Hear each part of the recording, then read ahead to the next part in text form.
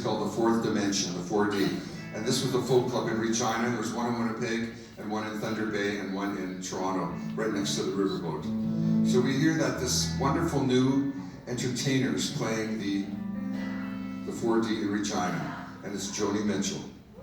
She has an ad in the paper, an article in the paper saying this new Prairie Princess is like the Gordon Lightfoot. She's the Bob Dylan female of Canada. She tunes her guitar to weird tuning, so you guys who play guitar are going to love her. She's got a beautiful bird-like voice, writes incredible lyrics. So we all go to see Joni Mitchell on this night off. The place is sold out. I'm sitting there with Russ and the guest who at the table, and our road manager, and there's an empty table over there, and it says reserved. And halfway through Joni's first song, these two great-looking ladies walk in and sit at the table. And one's a blonde and one's a brunette.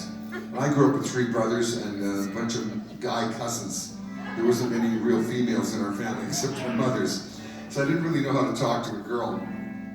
And so I said to our road manager, who was really a ladies guy, hey Jim, would you go and maybe sit with those two chicks, invite yourself at the table, talk to them, find out their names, and if it goes well, call me over. And don't talk to the brunette, just the blonde. And introduce me to them. So long story short, he goes there, he sits at the table, he calls me over, he introduces me to them.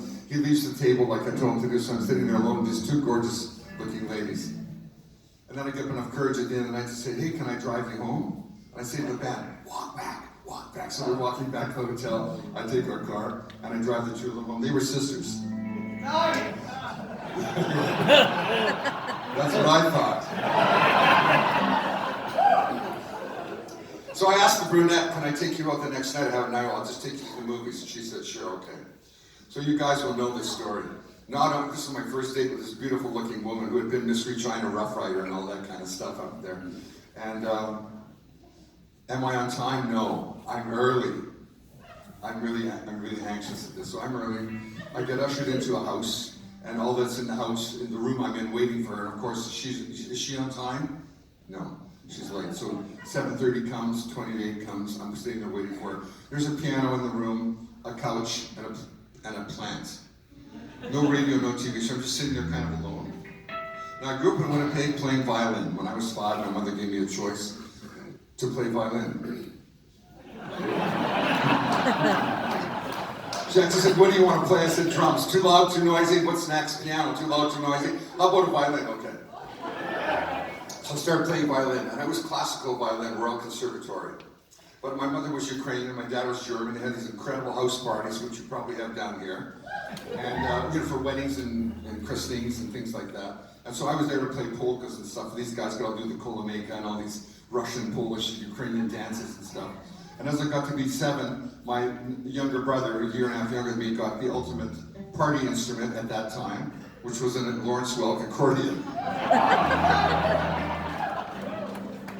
So if you think a violin is hard, and it is when you're 5 or 6 years of age, you got to stand a certain way and hold the bow a certain way, and not sound like you're torturing a little kitten when you're trying to play your scales and stuff. An accordion is harder. They strap it to your body. You can't see it. You look down, you see the top of your hand has to play keys like a piano. These fingers have to go oompa, oompa, and this hand has to pump the bellows to get some noise out of it. And my brother hated this. He would cry every time he had to practice. He's like 5 years of age. So I talked him into turning it sideways, laying down and pulling it like this. I'd sit in front of him and I would play magically in the key of C. So if you're a guitar player, everything's the same on a guitar as you move up and down the neck. So you can just play in any key you want. In the key of C, I found that was my magical key on the piano. I couldn't play any of the black notes or anything, just the key of C, do, mi, so, do, and I was starting to play around. And so this formal training on the keyboard, waiting for my date with this lady in Regina, Saskatchewan, I went over to the piano and sat down and played this.